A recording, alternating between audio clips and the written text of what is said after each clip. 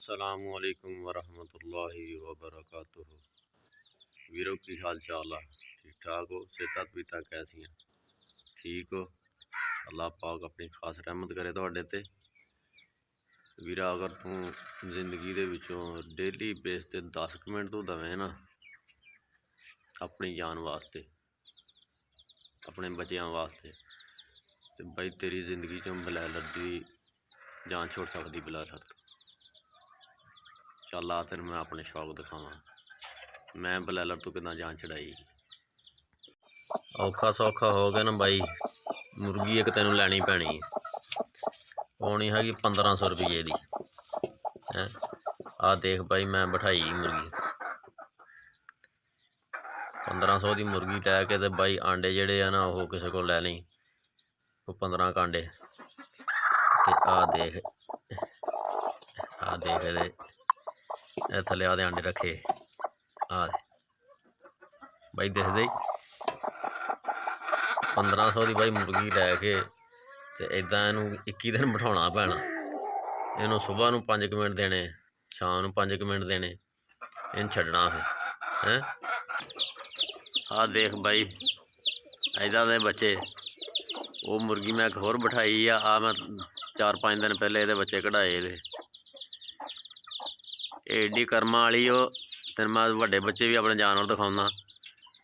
ये सारी पैदावार ही इस मुर्गी की आ ली सी मैं 1500 रुपये की। भाई अल्लाह इनू तंदरुस्ती दे, एडी औंतरी है जो इदा सारा दिन फिरदी बच्चों लैके। सवेर नू मैं छड्ड दिंदा तो शाम तक इदा ही फिरदी मगर टाइम तक। तो मजाल ला भाई कोई कां नेड़े आ जाए तो जी पहली मुर्गी तेन मैं दिखाई ना बिठाई वो भी यही धी है।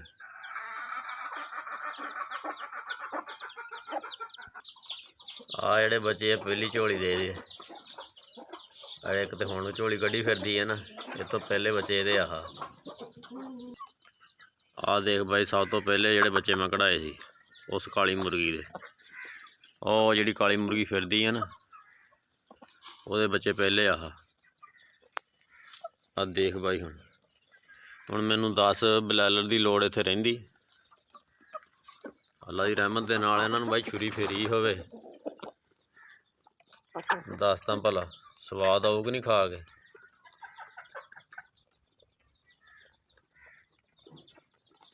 अल्लाह दे बंदे इहदे नाल दे मुर्गे जेहड़े है ना मेरा ख्याल वो कुछ भी नहीं तो 5-6 हज़ार का मुर्गा विकदा इंजी है ना। दसी भाई मैनू कमेंट दे विच दसी वीडियो कैसी लगी हैं। तो गल जी तेन मैं दसी है इंजी है ना, बलैलर तो जान छुट सकती कि नहीं तेरी? छुट सकती भाई। बस एक बारी ना जिदा कहते होंगे ना पहिया रहन की देर आ बस। हुण रिड़ पिया अल्लाह खैर करे। हुण इन्हां नूं छुरी फेर के खावांगे, इतों मगरों फिर दूसरे बच्चे हो जाने तैयार, फिर निके निके हो जाने अल्लाह खैर करे तैयार। अल्लाह तंदुरुस्ती इन्हां नूं देई रखे तो भाई फिर पहिया रिड़ पिया बस अल्लाह खैर करे। भाई जांदा जांदा तेनों मशवरा दे जावां, अज ये तो रखने भाई छुरी फेन नूं। फिर जी आ नस्ल आ ना भाई इदां दी आ दोगली जी आ जेड़े देसी है ये ठीक आ छुरी फेन नूं। ते जे भाई कवें ना ये आ जेड़े आहा ये तो फिर जो एडे हो जाते ना भाई इन्हों फिर छुरी फेरन वाली गल करी दवा ये आपस च भाई इन्ने लड़ते आ जेड़े असील जेड़े आ इन्ने लड़ते जेड़ा हिसाब कोई नहीं। भाई एक दिन मैं हाथे बड़िया तो ये ना खूनों खून होए पे तीनों चारों ही। बहुत मंदा भाई इन्होंने हाल किया अपना। वो दूसरे जेड़े है ना गोल्डन जै वो लाल जेड़ा तेन मैं दिखाया वो फिरदा वो नहीं लड़ते, ये दूसरे बहुत लड़ते आ। इन्होंने तो भाई फिर जो एडे हो जाने ना ये खारा खूरा नहीं इन्हों दी फुटियां बच्चे हजे इन्होंने तो फिर छुरी फेरन वाली करी दवा